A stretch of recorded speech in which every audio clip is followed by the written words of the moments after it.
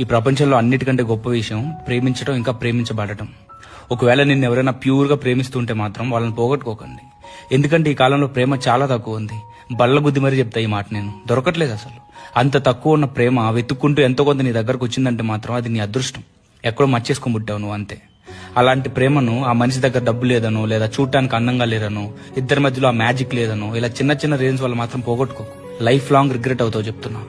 చూడు, నువ్వు తింటుంటే నీ ముందు కూర్చొని చూస్తూ తెగ మురిసిపోతూ ఉంటారు.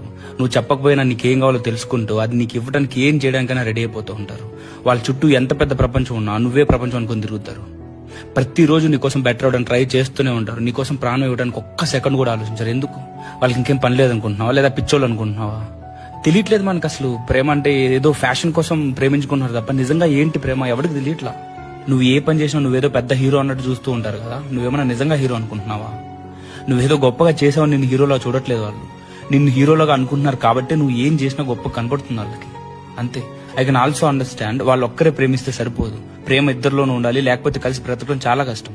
సో వాళ్ళ మీద నీకు మినిమం ఫీలింగ్స్ కూడా లేకపోతే మాత్రం ఓకే, దట్స్ ఓకే, చెప్పేసి లైట్ తీసుకో. నీ బ్యాడ్ లక్ అది. ఇంకా నిన్ను అంతలా ప్రేమించే వాళ్ళ మీద నీకు ప్రేమ పుట్టకపోవడం ఇంకా నీ బ్యాడ్ లక్ అది, అంతే. కానీ 10% నీకు వాళ్ళ మీద ఫీలింగ్స్ ఉన్నా జస్ట్ గో ఫర్ ఇట్. ఆ ప్రేమను యాక్సెప్ట్ చేయి, తిరిగి నువ్వు కూడా ప్రేమనివ్వు.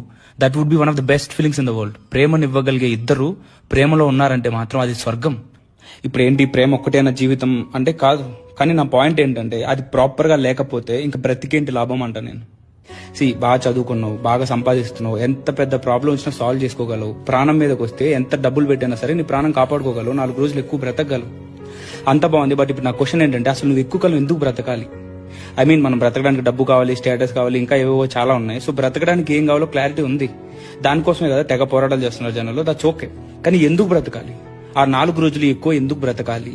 తినడానికి ఫుడ్, ఉండటానికి ఇల్లు, వేసుకోవడానికి బట్టలు, అవి కాకుండా ఇంకేం చేస్తావు లైఫ్ లో బ్రతికి? సో ఇప్పుడు చెప్పు, ఎందుకు బ్రతకాలి అంతకాలం, అంత దూరం? ప్రేమను ఇవ్వటానికి బ్రతకాలి, ప్రేమను తీసుకోవడానికి బ్రతకాలి. అంటే దానికోసమే బ్రతకాలని నేను చెప్పలేను, కానీ లైఫ్ కి మీనింగ్ అక్కడే ఉందని చెప్పగలను. తప్పుడు మనుషుల దగ్గర ఆగిపోకండి అని చెప్పగలను. నిన్ను అన్కండిషనల్ గా ప్రేమించే మనిషి దొరికితే వదులుకోకండి అని చెప్పగలను. చూడు, నీ పక్కన కూర్చున్నారా లేదా అని చూస్తారే తప్ప రేంజ్ రోవర్లోనా, రిక్షాలోనా ఆలోచించరు వాళ్ళు. వాళ్ళకి నీ పక్కన కూర్చోవడం ఇంపార్టెంట్. ఎక్కడ కూర్చుంటున్నారని వాళ్ళకి అసలు అవసరం లేదు. అలాంటి మనిషి దొరికితే వదలొద్దు, గట్టిగా పట్టేసుకోండి.